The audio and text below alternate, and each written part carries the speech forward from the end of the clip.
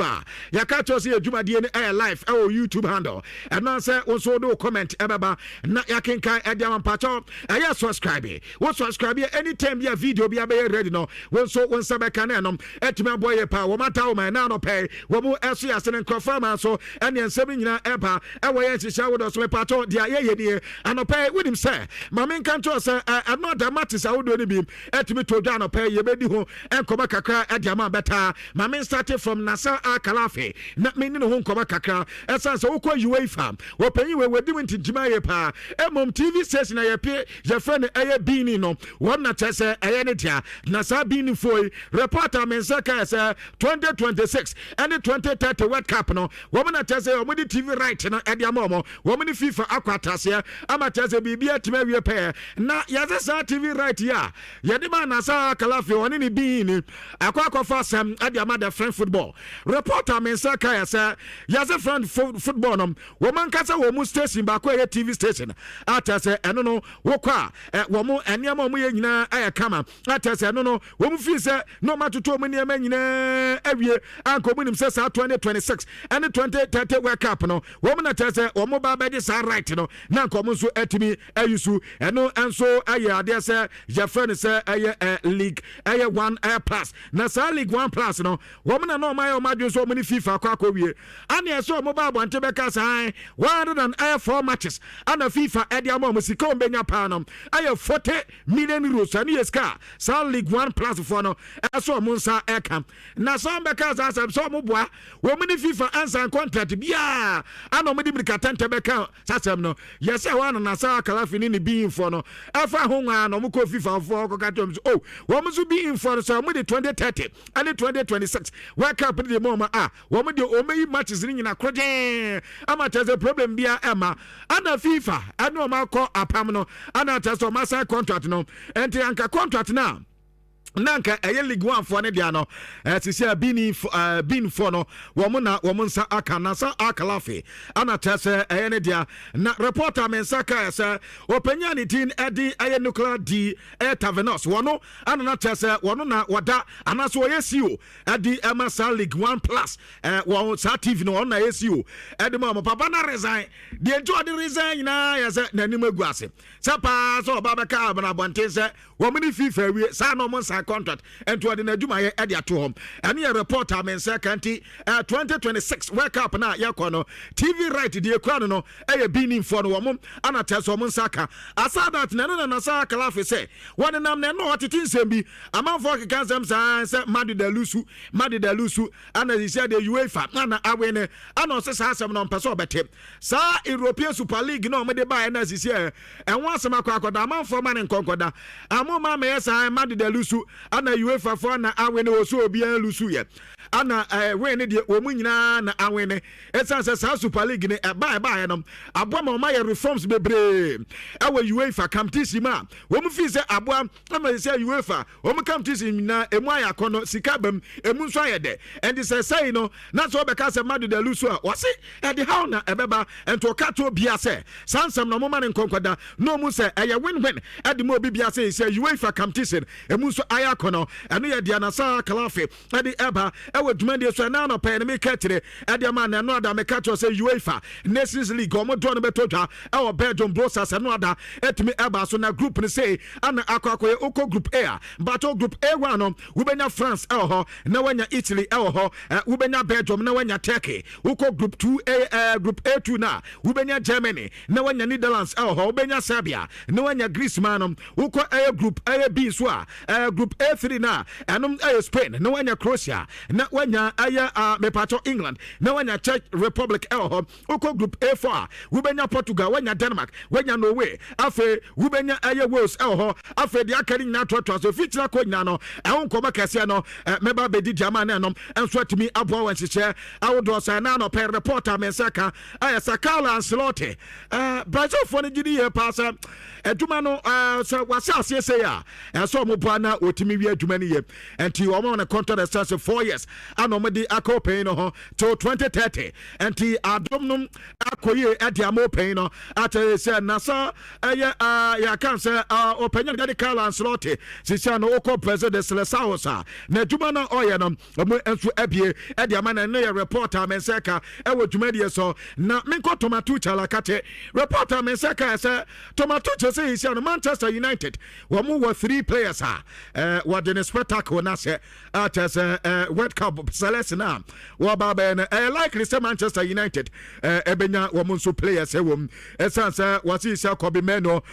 Luke Shaw anafe Harry Maguire womu ball no mo bone wasuri pa Manchester United abo 5 matches na so 5 matches na Manchester United abo no anka otumi say 15 points and anka say Manchester United bobo ko ne enya better omanya 13 points which are you see England for the few say Manchester na say say Manchester ball back 4 na sa back 4 na you say Manchester abo no tomato cho say ohemudi na ode hwe playing star na o to sa Manchester United players no e dia ba say the setup no aye fokra transition aye smooth ata se bebo ama the 3 lions ani amatime akoyem e dia moment say the officer Manchester United sa o mutu 3 players no in fact sa call up bia ba anya won so mo so no e betime nya kwan enso ebremo anu e Kobe Menu Harry Maguire ana fe Luke Shaw anu so nkoma kakra ne na UEFA and one ranking aba abonten na coefficient ranking na ufa UEFA coefficient ranking na me pato detene league na boni na no modi atotos ensane ni na woma ranking omo na obi amodembo na ubo modi league in the way si kono no mo the points at the kika ho se ukwa UEFA competition na mo teams no amubo mo modi a and the City born home de Manchester United and come bomb Mohammed Chelsea Arsenal bomb Mohammed a modern bono mo bono UEFA competition other say Europa League and I say be a UEFA Champions League a UEFA Conference League no any na no modi yes coefficient ranking no na omo cha say ufa UEFA coefficient ranking the latest one na aba league emu ye day pa no Premier League but Premier League na ana elite de tosu mi no Terence Ria de tosu mi ensa the Spanish La Liga until La Liga tosu 3 no when German Bundesliga after the tosu num Fran League an the tosu nsia the Portuguese League after the tosu and so no the Eredivisie ano Netherlands asana waba benya Belgium Pro League no waba benya Turkey for there no asana ye nuanum kitwa nso atime atwetwa so enti ano ye the UEFA adi eba ewo dwumadi so na no pe no ye ka tire diamante so na Premier League no the most exciting league and this all this ye ka ho sansem na anya say bia the way players no esisi account ni say Premier League ni na the most exciting league emom no the ranking o ma ranking a league bia from UEFA and it is almost say Premier League no and emu ye de mu ye say very competitive and ye nyina ye kama ene yan koba kakon so eba ewo dwuma de so better Tottenham Hotspur eso mu hia short term coach ata so baba be ye dwuma no e dia mamo ata say Fred interim coach no reporter mensaka say wo so manya so less miensa bi na omuhwe mu din no Jenkin Christman ekahom ana ye Harry Redknapp ana fe Robekin we there be vonkwa Tottenham Hotspur for no reporter mensaka say Thomas Frank ekoi ani ye coach so mo henanka wo mo de adwuma amamu ba ko na ja wa ba mane ma ye kama e dia mamo na Khalid Koulibaly what the Senegal at the AFCON wo ko ya bebepe Hilal Boboko no ama contract essence 2027 and 1 year essence anoma ye edema Khalid Koulibaly ankanya sa somewhere June ne contract no enso abana wi anti obo national team de de ba ni nyina ebi enso eno no na me pato Nico Williams report ba say yes Brante no ne ntora de akodi nkomo say nani nje kra de ama ne football nyina ba from say yes Brante so watete say pa say ni team no o ma mo transfer ban for 3 years eno ya Athletic Club de Bilbao enti akoda ne bo aba from nyina yes akoda ne pa so wanu no ho say chance bebre buy one cup Barca for the offer buy anke so ko no twe Barca for mu ebe wi eche ono akwa na ohu Barca for abeg ana Barca for so anya pa ho awie Arsenal for cry so mo pa brante ene ebo mu di team Arsenal for me no Chelsea for ko eno so the same thing Chelsea we dia no me say there be Saka we dia enya dia say betimi abo no mu ja brante no reporter men Saka say yes wo many FIFA anya problem na FIFA let club be bawo enya yes discrepancy kakra bi anata say abo mu financial niema no mu yerim na eno na ama transfer ban akọ edi amomo reporter men Saka say afi ano many FIFA etna na say wo many FIFA transfer na sa discrepancies no mutimi emiti no mo cleaning in for dia sa transfer ban no ebego anase ebe free ho na sa anya sa pa dia 3 years ban ano me dia mo mutimi to players no ana yesi ama branch de dedi Nico Williams ese no so ne bo ni nyina ateko no go for your squeeze with there emu ya nwina beta ya ko ya ni me reporter men Saka say Lionel Scaloni head coach in Argentina man no yesi papa na say wake up we de nyame anim ni hono na no ode beta we de who's on bitimi ade already na already players in the way we must ya DP in former office Argentina man wake up in their header and no mo de almost 2 players pe but Argentina for na come almost 2 players pe and no form NDP Abrante din adi Enzo Fernandez were one and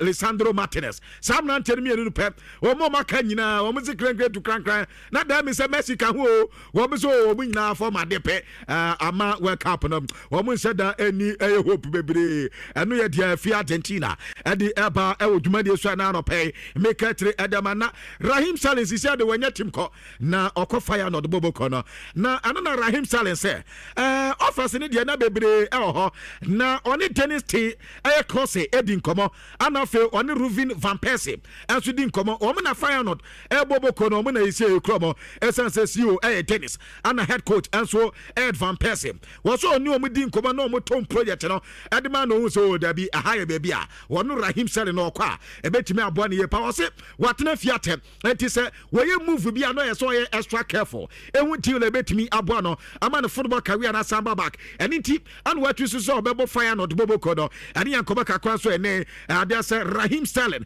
edi aba wo dwumadi so na ma men call him Rogino one na head coach Edma Chelsea na papa say Chelsea problem say be mienu pep na mienu ne de edi muntinti man pa ya say Chelsea say go wi a kwayon be fa so a conductor omo ho no ma win game na no ne problem sisi ya what say what identify our Chelsea bobo kono na what say anti anoye head coach anti sisian mistakes how do Chelsea eye no na adwuma say we be my team na aye so good as possible after the team be so fast as possible na fe o matimi aye very good to the sense so ba be say Chelsea bobo kono we ma menya entity kra na say aba be problem say na Chelsea say ya tete I don't know say na no da e ma Chelsea bo tutu no anti sa mistakes ni na wo he ni boys na collect na tese ne man so nyina etimi akoye dia man so correct sa ne man nyina wi a ene o sia to so be sampa wo he chewa pa de ne ma na no so etima ya kama fe ya kokopa dere hi boys don't know said na da highline for the koye adwuma o mo de highline a wo boti ya ne se ade bola Lukman ade ne so de enti another Barca for no ekoyo mayina na ja nkola de chom na game ni kwa de matisa nanka 10-0 editia Barca for because Antoine Griezmann and Alexander Sorof mona Sorof na de be matintin gram tawe kama anka ni mu anka ball ba anka panyanya nanso akwa misesi wani Antoine Griezmann se Griezmann so wokobo kakra ntio wo ba ye wo bi hede hu wani Barca for sha se nanu asem na no akai enti want to me and deliver na kasam emrante mi enu we nyina pa timi deliver agado pa ya 10 yes Barca for agina ya yes omode ye team pato the highlight boys omutu atwi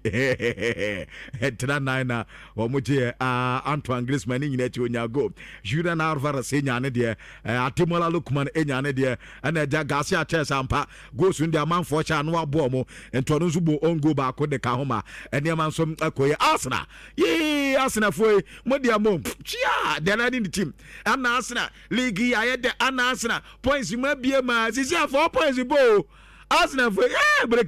broken heart team wo bu pa de Brentford na ne Brentford abo 1-1 we be up league the Arsenal and you are so there no mo head their table na 57-53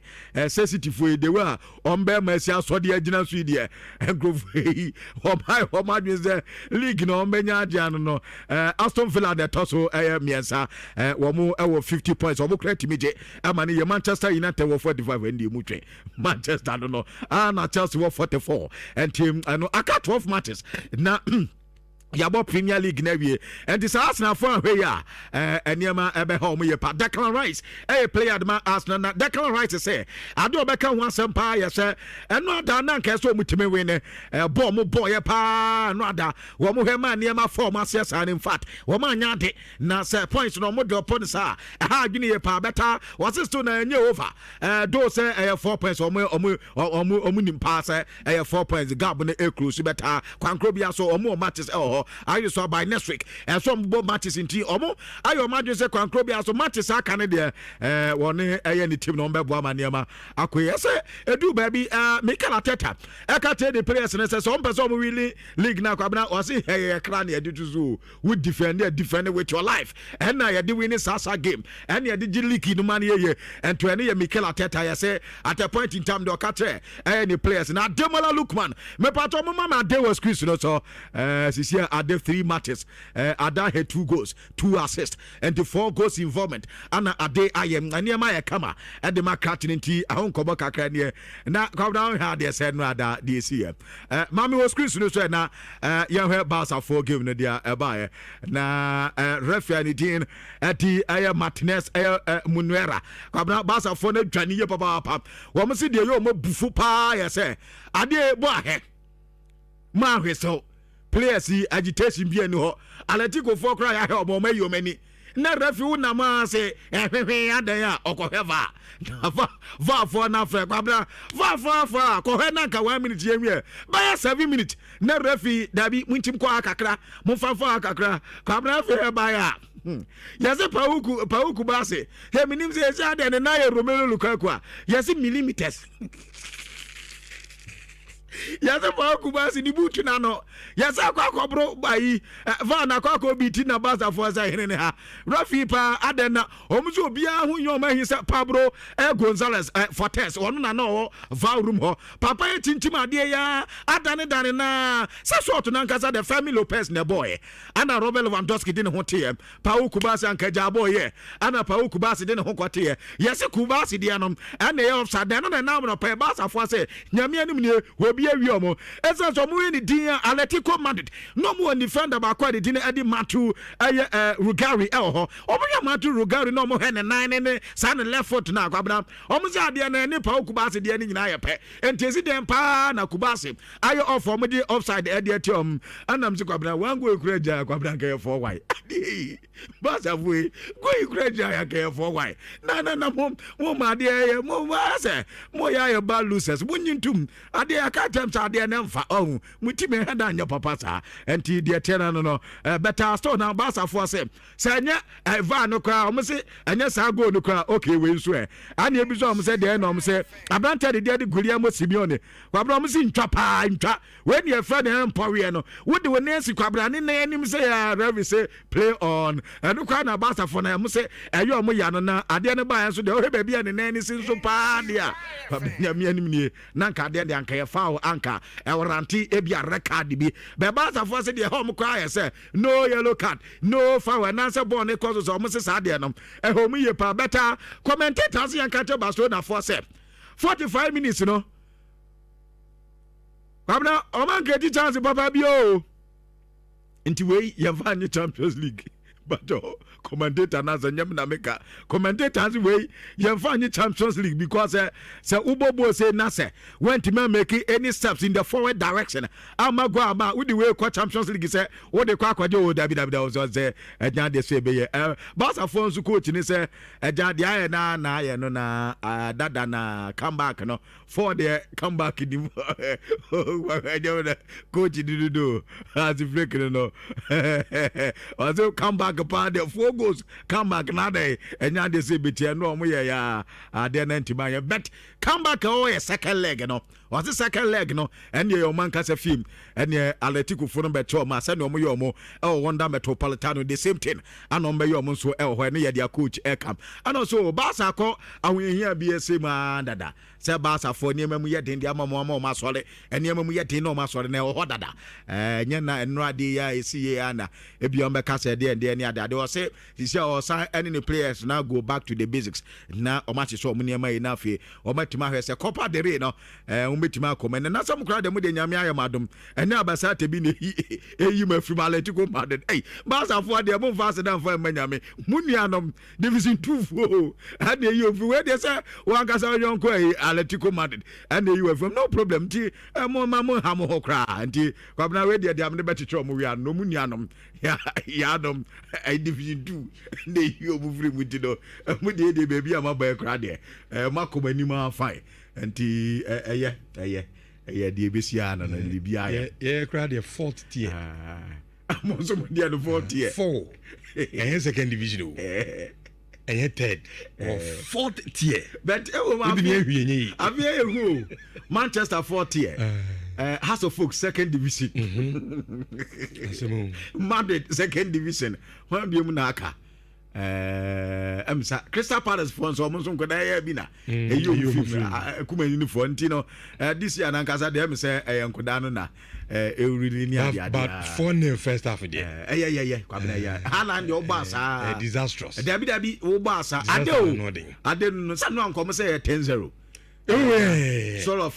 sort of money. Antoine Griezmann says it. 4 day. Almost says 10 that's what me says twat na kafa. Come back, Anna. What's it? Come back. Oh, second leg. Me at the code, Minjo Munio. Atletico Madrid. Cabrensi. Oh, dear. Kojo Mudier. Atletico Madrid. Cabrensi. And yeah, Simeone team. Okay. The Munko Jumuni. No more. All games against Barcelona. Since 2021, when you trophy beer, when you put minimum there. Until some bought second leg, you know. I'm on my way. I pass a few minutes there. You better for once some dear, but they say they made me a still on a game, no. And I said, time when you're dead, but still alive. One crow, me ho. Menkra, Sita. Oh, okay. What's Italy? Can't say Uchapa. Oh, mammy, Incha, Sita. Yababaki or on said, yeah, maintain. Menkatom say near Menina did Sita, good morning. The free Ghana. BB fine. All right. I go see ya dance pa but Ochinan Bisromen Kwanza.